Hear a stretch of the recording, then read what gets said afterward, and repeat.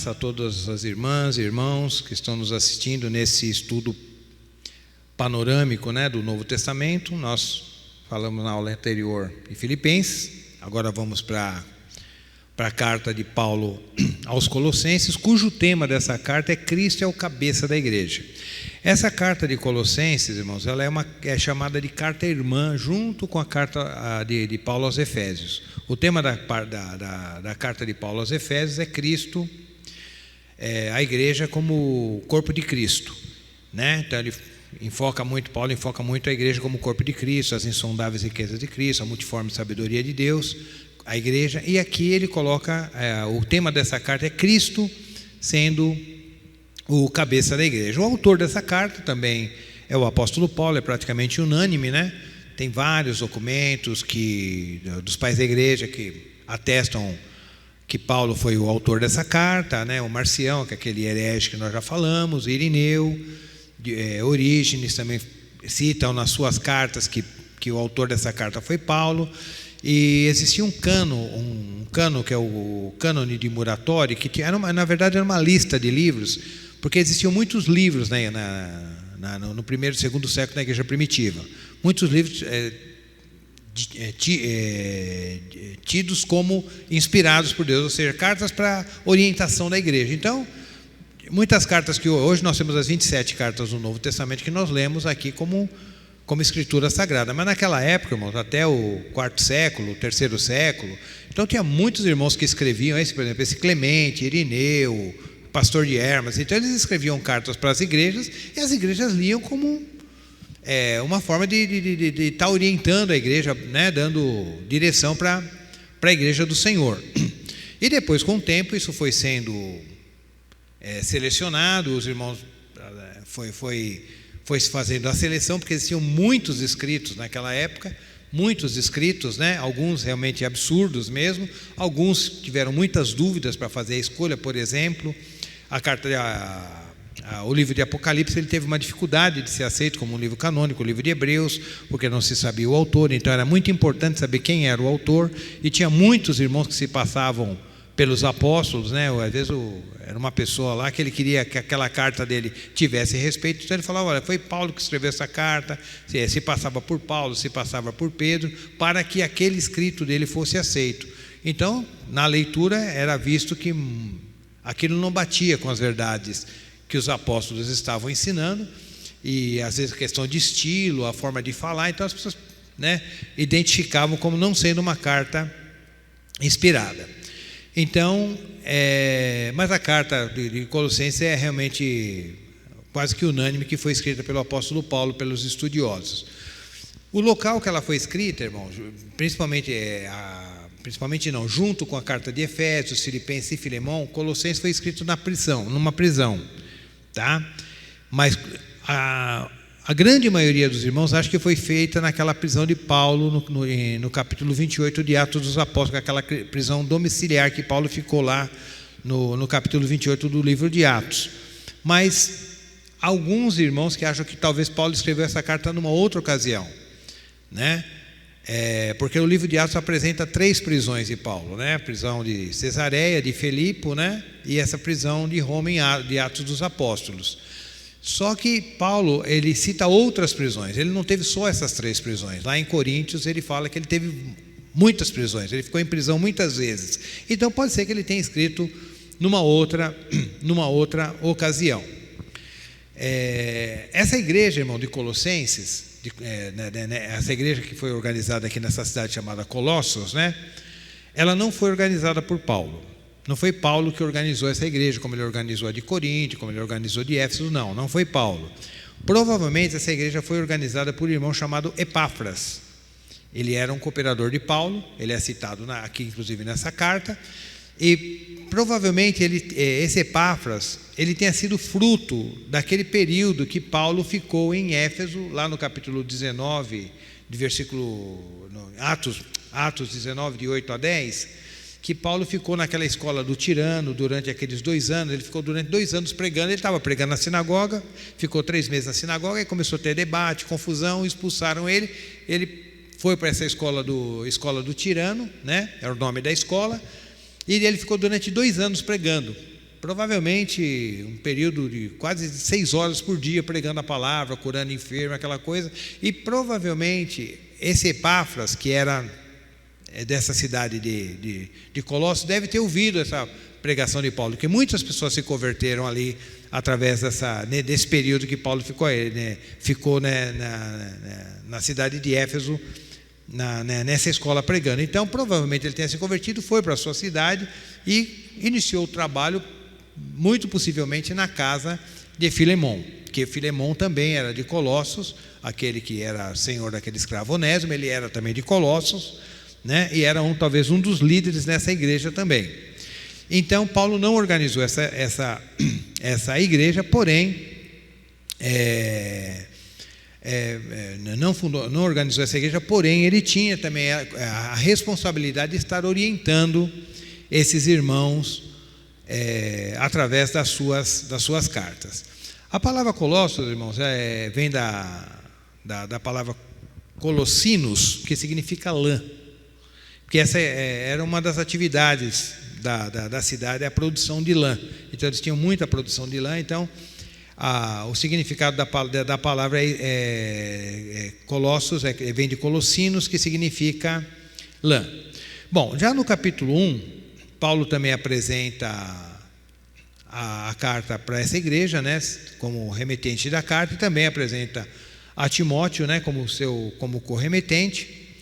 E no versículo 7 ele cita Epáfras, né, segundo fosse instruído por Epáfras, nosso amado conservo, leal ministro de Cristo em nosso favor. Esse Epáfras é esse que eu estou falando, que provavelmente foi o irmão que organizou esse trabalho ali na cidade. E no versículo 9, irmãos, tem um detalhe importante do versículo 9 do capítulo 1, diz assim: por esse motivo também nós, desde o momento que soubemos desse fato, igualmente não deixamos de orar por vós e de suplicar que sejais cheios do pleno conhecimento da vontade de Deus, com toda a sabedoria e entendimento espiritual. E tudo isso com o propósito de que possais viver de modo digno no Senhor, agradando-lhe plenamente, frutificando em toda boa obra, crescendo no conhecimento de Deus, sendo fortalecido com todo o poder, segundo a maravilhosa força da sua glória, para que com alegria tenhais absoluta constância e firmeza de ânimo, dando graças a Deus Pai, que nos tornou digno de participar da herança dos santos no reino da luz.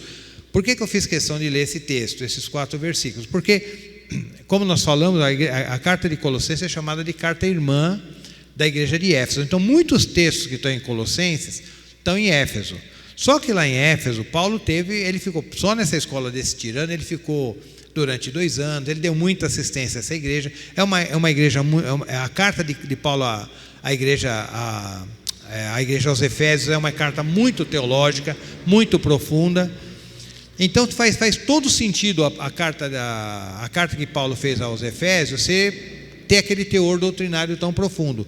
Só que essa igreja, como nós já falamos, não foi Paulo que organizou, foi esse irmão Epáfras, possivelmente. Paulo nem conhecia muitos irmãos aqui, talvez nunca tinha visitado essa igreja até esse momento, né? Tanto é que ele fala que tinha muita vontade de estar conhecendo esses irmãos aí. Então provavelmente ele nem conhecia nesse momento essa igreja, mas nem por isso Paulo deixou de fortalecer esses irmãos e de confiar, apesar de eu não ter organizado a igreja de vocês, como eu organizei a de Corinto, como eu organizei a igreja de Efésios, a de Filipenses, não é? Nem por isso o Espírito Santo deixaria de agir nesta igreja. Eu acredito que essa igreja até tinha dado menos trabalho do que a própria igreja de Corinto que Paulo organizou. Então, para mostrar que é o Espírito do Senhor que conduz, irmãos. A obra de Deus, ela é conduzida e ela é dirigida pelo Espírito Santo de Deus. Apesar de ser Paulo, um homem de Deus, um obreiro valoroso, quem não gostaria de ter Paulo como seu pastor, como o seu líder? Com certeza, todos nós, sendo honesto, eu teria esse desejo no coração. Mas a obra de Deus não funciona assim. Apesar de Paulo não ter organizado, essa igreja cresceu, ela se desenvolveu e foi uma bênção na mão de Deus, porque a obra do Senhor, ela é conduzida pelo Senhor. Do versículo 13 até o versículo 23, aí fala da supremacia da pessoa de Cristo. Então, Paulo também, assim como em Éfeso, Paulo fala que a igreja é o corpo de Cristo, aqui Paulo coloca o Cristo como cabeça dessa igreja, né? Então aqui Paulo, do versículo 13 até o 23, ele fala da humanidade de Jesus, ele vai estar falando da sua divindade, que todas as coisas do universo, elas existem, foram preenchidas porque Cristo assim o fez. Então nada se fez por si só, tudo que existe no universo, todo o sentido do universo, todas as coisas existem, e existem da forma que existem, por causa da vontade de Cristo, porque nele subsiste todas as coisas, né? E ele é antes de tudo, no 17 fala, o que há, e nele todas as coisas subsistem, né? Ele é o cabeça do corpo, que é a igreja, ele é o princípio e o primogênito dentre os mortos, a fim de que em absolutamente tudo ele tenha primazia. Então, aqui Paulo faz questão de fazer uma descrição a respeito da divindade do Senhor, e que o universo, irmão, todo esse mundo, só tem sentido, porque o que dá sentido a todas as coisas é o nosso Senhor Jesus. Até o céu não teria sentido se Jesus não estivesse lá. Parece até uma heresia, mas o que dá sentido a todas as coisas é o próprio Senhor. O que dá alegria, o que dá graça a todas as coisas é Jesus. Então as coisas só têm sentido, a vida só tem sentido, porque por causa da obra redentora do nosso Senhor Jesus. Lá no versículo 27 do capítulo 1, Paulo ele vai repetir aquela questão do mistério, né? A quem Deus entre os que não são judeus aprove dar a conhecer as riquezas da glória desse mistério, isto é, Cristo em vós, a esperança da glória. Então Paulo sempre está reforçando esse ensino, que foi uma revelação que ele teve, que Paulo no judaísmo, ou para qualquer judeu, a salvação era só para os judeus. Os judeus tinham direito à salvação. Os judeus era o povo eleito. Deus tinha escolhido aquele povo. Para aquele povo Deus tinha dado a lei.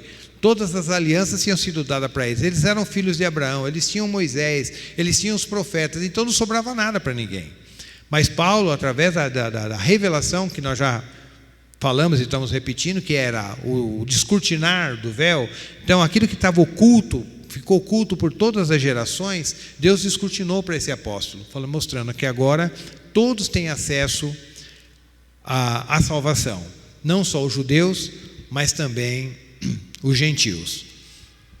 E já indo para o capítulo 2, aí Paulo, no versículo 1, né, ele fala que ele tinha desejo de encontrar esses irmãos, né?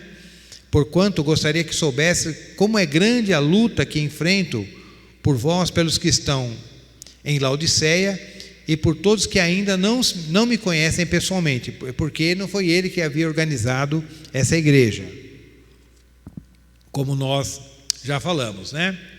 Aí no versículo 3 ele reforça que todos temos acesso a Cristo e seu conhecimento, em contraste ao gnosticismo. Aí no caso ainda não era o gnosticismo como se conhece ali no século III, seria um embrião do gnosticismo, tá? Que o que esses gnósticos ensinavam? Que o conhecimento era uma coisa elevada e não era para todos, não era todas as pessoas que tinham direito ao conhecimento. Então era só uma casta, era só um grupo, uma elite que tinha acesso ao conhecimento. Então você tinha que ralar muito e talvez você chegasse ao patamar daqueles superiores em conhecimento. Então o conhecimento não era uma coisa de acesso a todos. Então Paulo já vem e para quebrar esse paradigma, para quebrar esse padrão, esse modelo de ensino dos gnósticos que estava pervertendo a igreja. Então as pessoas achavam que algumas pessoas podiam ter um conhecimento elevado a respeito de Cristo e outros não. Aí Paulo, aqui no versículo 3, desmonta esse pensamento. Neles estão ocultos todos os tesouros da sabedoria e do conhecimento. E falo dessa forma para que ninguém vos engane com argumentos interessantes, porém falsos. Então ele fala, olha, esses conhecimentos ocultos e toda essa sabedoria está em Cristo. E eu estou falando isso para que vocês não fiquem sendo enganados por pessoas que estão falando, não, existe um conhecimento sim, mas nem todos podem ter acesso a ele. Apenas um grupo especial, um grupo, uma elite, apenas que pode ter esse acesso. E indo lá do versículo 6 até o versículo 19, aí Paulo alerta para os ensinos que estavam corrompendo a sã doutrina. Tá? Então, não só esses gnósticos, mas também os judaizantes, então existiam alguns grupos que estavam surgindo ali, que estavam pervertendo a sã doutrina. Então já começavam a dizer que Cristo, por um lado, Paulo enfatizava que Cristo era Deus e Senhor, mas para alguns Cristo não era Deus, ele era uma emanação de Deus, foi uma criação de Deus, e Cristo não era totalmente homem, ou não tinha a natureza humana. Então tudo aquilo que nós falamos na carta aos Filipenses, então esse ensino estava ali, espalhado no meio da igreja. E indo lá para o versículo 17, né? Antes até, né, de ir para o versículo 17, Paulo também faz uma descrição sobre a redenção, né, a nossa redenção, a obra redentora de Jesus, que ele pagou pelos nossos pecados, né? E lá no 14 ele fala que ele cancelou a escrita da dívida, que consistia em ordenanças, o que nos era contrária, ele removeu completamente, pregando-as na cruz. Então Paulo falou: olha, nós tínhamos uma dívida com Deus, uma dívida que nós não poderíamos pagar, mas através do sangue de Cristo, da obra redentora de Jesus Cristo, nós fomos livres dessa dívida.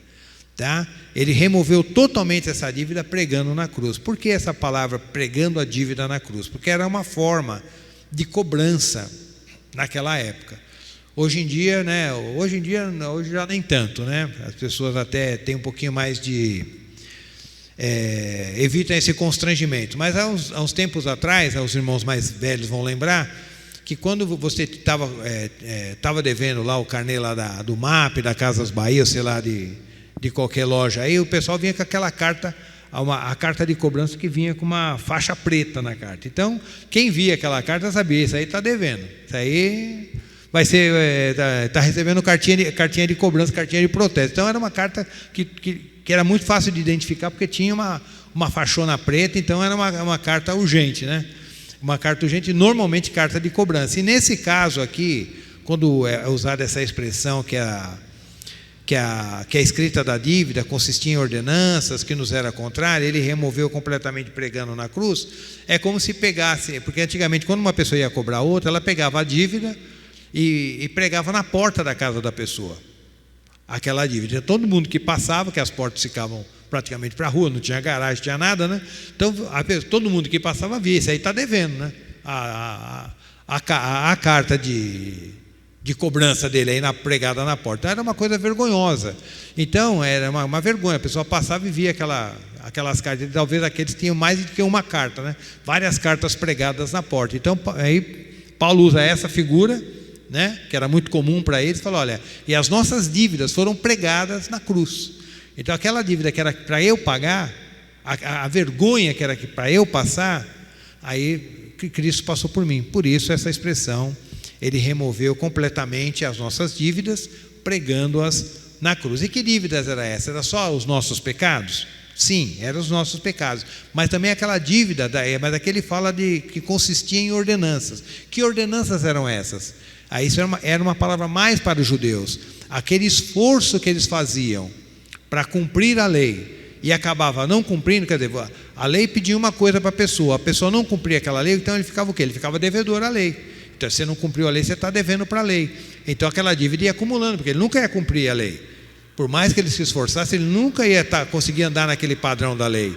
Então a redenção de Cristo veio para nos livrar disso. Então por isso pregou essas ordenanças também na cruz. Então hoje nós somos não só livres dos pecados, mas livres também daquele esforço que nós temos a tendência em fazer para agradar a Deus. Nós não precisamos nos esforçar para agradar a Deus. Nós nunca vamos agradar a Deus pelo nosso próprio esforço. O que nós temos que ter no nosso coração é gratidão a Deus por tudo aquilo que Ele fez. Senhor, eu nunca vou poder te agradar, mas eu posso te agradecer. Aquela mulher que estava aos pés de Jesus, Ela chorou copiosamente aos pés de Jesus, aquela pecadora, enxugou com seus cabelos, com o quê? Que era uma forma de gratidão. Ela sabia, esse homem me ama, ele me compreende, ele sabe, ele conhece a dor do meu coração.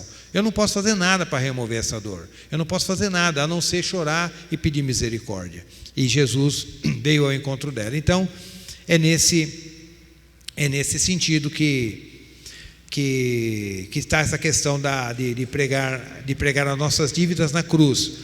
E Cristo, irmãos, é a realidade. Até aqui em Colossenses, no capítulo 2, principalmente no 17, fala que Cristo, Ele é a realidade dos rituais. Porque lá no Velho Testamento existiam muitos rituais, né? E esses rituais, do versículo 17 diz assim: e esses rituais são apenas sombra do que haveria de vir, a realidade todavia encontra-se em Cristo. Então, quando os gentios se convertiam, então os judaizantes vinham e queriam ensinar para eles a praticar todos aqueles rituais do Velho Testamento. As festas do tabernáculo, a festa disso, a festa daquilo, guarda isso, não come aquilo, se circuncida, guarda o sábado, faz isso, faz aquilo. Então, as pessoas falavam, mas tem que fazer. Não, tem que fazer, porque está escrito na Bíblia, ó. A Bíblia aqui está mandando eu guardar o sábado. Não entra na casa do Senhor, faça a sua obra durante 6 dias, no sábado você descansa. Olha aqui, ó, Abraão circuncidou, está aqui na Bíblia, então você tem que circuncidar também. Então, logicamente, eles usavam as Escrituras para convencer os gentios da nova aliança que eles tinham que praticar aquilo. Então ficava muito difícil. E até hoje nós temos esse problema. Tem pessoas que pegam, não, mas você acha que não, você acha que não tem que guardar o sábado, por exemplo? Nós não vamos falar hoje com detalhes. Mas lá nos 10 mandamentos está dizendo, ó, lembra do dia de sábado para santificar. Não está escrito na Bíblia? Então vamos pegar esse texto, vamos jogar fora? Então as pessoas argumentam dessa maneira e falam, poxa, e agora? Guardo ou não guardo? Mas o que significa aquilo? Então é o que Paulo está falando. Essas coisas eram sombras daquilo que haveria de vir. O irmão já viu uma sombra? A sombra do seu corpo? A sombra do seu corpo não é o seu corpo, ela representa o seu corpo. E a sombra ela não é uma imagem exata do que você é. A sombra vai dar uma forma do que você é, mas na sombra você não vai ver seu olho, na sombra você não vai ver. Você pode mostrar a sua língua, mas na sombra muitas vezes não vai aparecer, exceto se você esteja de lado, você vai ter uma impressão daquilo, do que aquela imagem ali está representando. Mas na verdade ela não é a realidade, ela é apenas uma representação. Então, todos aqueles rituais do Velho Testamento, o tabernáculo, o sacerdote, os sábados, todas aquelas festas, todas aquelas leis, o que era? Eram sombras da realidade que haveria de vir. Quem é a realidade? A realidade é Cristo. Então, todas aquelas coisas se cumprem em Cristo. O sábado deve ser guardado? O sábado não é descanso? Tá. O sábado lá para eles era um descanso. Hoje qual é o nosso descanso? O nosso descanso hoje é Cristo. Então hoje você quer guardar o sábado? Então descanse em Cristo. Vinde a mim todos vocês que estão cansados e sobrecarregados, eu vos aliviarei. Tomai sobre vós o meu jugo e aprendei de mim, que sou manso e humilde de coração, e em mim, Jesus fala, né? Vocês vão encontrar descanso para as vossas almas. Que no original, se fosse no hebraico, em mim, Jesus falou, vocês vão encontrar sábado para as vossas almas. Você não vai descansar no 7º dia da semana. Aquele descanso era uma sombra. O descanso verdadeiro é a pessoa do nosso Senhor Jesus Cristo. E isso, logicamente, cabe para todos os outros rituais. E uma outra coisa que os irmãos lá na igreja de Colossenses, e muitos nos nossos dias ainda, sofriam, era com a questão do asceticismo, né? O que viria a ser esse asceticismo? Aquele rigor que a pessoa tinha com o seu próprio corpo. Então comia-se muito pouco, dormia-se pouco. Então tudo que trouxesse prazer a pessoa evitava, porque ela achava que ela tinha que punir a carne para que ele tivesse mais santidade. E a gente vê esse tipo de coisa no nosso dia. Logicamente que eu não estou falando de exageros, né? A pessoa dormir demais, comer demais, não. Mas a pessoa, quanto mais ela fragelava o seu corpo, mais ele acreditava que aquele era o caminho da santificação. E Paulo reprova isso, falou, olha, isso aí tem uma boa aparência de Esse regulamento é uma grande aparência de santidade, mas não tem força nenhuma contra a carne. Quanto mais você é rigoroso com a sua carne, mais a sua carne vai gritar, mais desejo ela vai ter de fazer o que é mal. Por isso que Paulo fala lá em Romanos 7, o bem que eu quero fazer eu não consigo, mas o mal que eu não quero fazer, isso faço.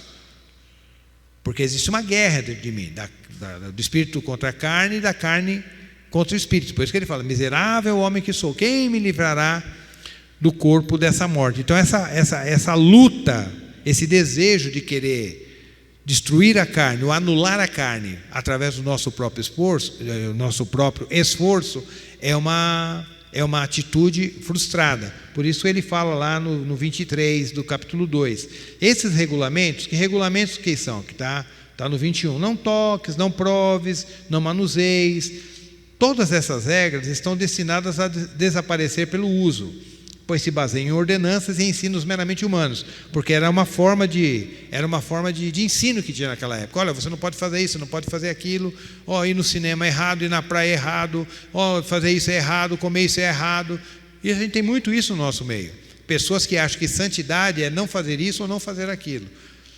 É logicamente que nós temos que ter o bom senso, a coisa que você sabe que aquilo é errado se fazer, mas não que o fazer ou não fazer é que vai te trazer santidade. O que vai te trazer santidade é você ter temor ou não ter temor em fazer ou não fazer certa coisa. Ou por que eu não estou fazendo aquilo? Eu não estou fazendo aquilo porque eu acho que eu deixando de fazer isso eu vou me tornar santo, ou não estou fazendo isso por temor a Deus, porque eu não quero desagradar a Deus. Percebe? Lembra lá no caso de José, lá com a mulher de Potifar? Ele estava numa cidade estranha, longe da família, sozinho, bem financeiramente já, que ele era o administrador da casa de Potifar, depois de Potifar, era ele que comandava todas aquelas riquezas, todo o patrimônio do seu patrão. Estava ali tranquilo. Aí a mulher de Potifar veio para José e falou, não, deita-te comigo, né? Tentou seduzir e falou, deita-te comigo. Aí José falou, não. Mas não falou assim, não, porque eu vou lutar com... Não. Como cometeria eu um pecado desse contra Deus? O problema dele não era simplesmente deixar de cometer o pecado. Ele não estava fazendo aquilo, não porque ele era mais forte do que os outros, porque ele sabia, o amor que ele tinha para Deus era muito mais forte do que o desejo por aquele pecado.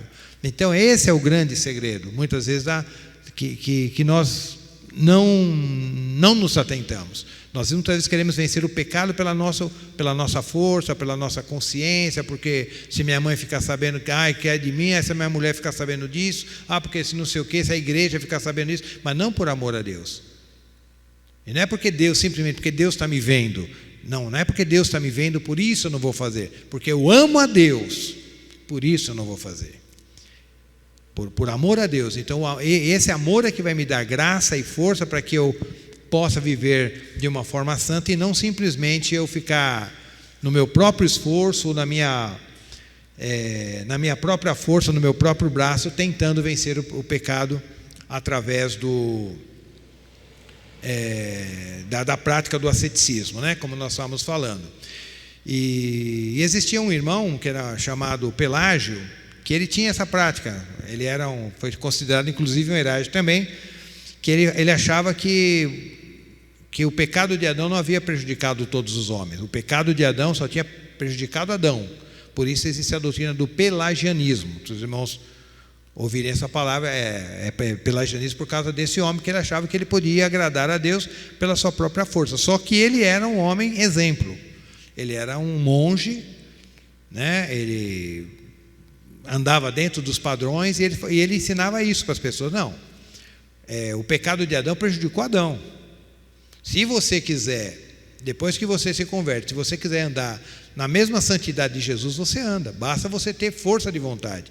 Graça para ele era ter vontade. Ele falou, Deus deixou 2 exemplos, Adão, que é um mau exemplo, e Jesus, que é um bom exemplo. Você segue o bom exemplo, que é Jesus, você tem a Bíblia, e você tendo força de vontade, você vence o pecado. Então ele achava que o pecado, a queda de Adão, não tinha afetado toda a humanidade, contrariando um texto de Romanos. né? Por isso que é heresia. Então você olha aquilo, é uma coisa interessante, como nós aprendemos em Filipenses. É um ensino interessante. Você olha, poxa, mas tem sentido. E você olhava na vida desse Pelágio, ele era um homem impecável. As pessoas admiravam a postura dele. Não era uma pessoa que só falava de boca para fora. Ele vivia aquilo mesmo. Quem olhava para ele falava, esse cara acho que não peca mesmo. Mas na verdade, Paulo fala que o pecado entrou no mundo através de um homem. Entrou no mundo. O pecado de Adão não prejudicou apenas Adão, prejudicou toda a humanidade. E a redenção de Cristo dá direito para que todos se reconciliem com Deus. Mas dentro da visão de Pelágio, através do asceticismo, dessa prática, você usando a sua força de vontade e lutando contra a sua carne, você poderia alcançar um patamar de santidade diante de Deus. Mas essa doutrina foi condenada nos primeiros séculos pelos pais da igreja.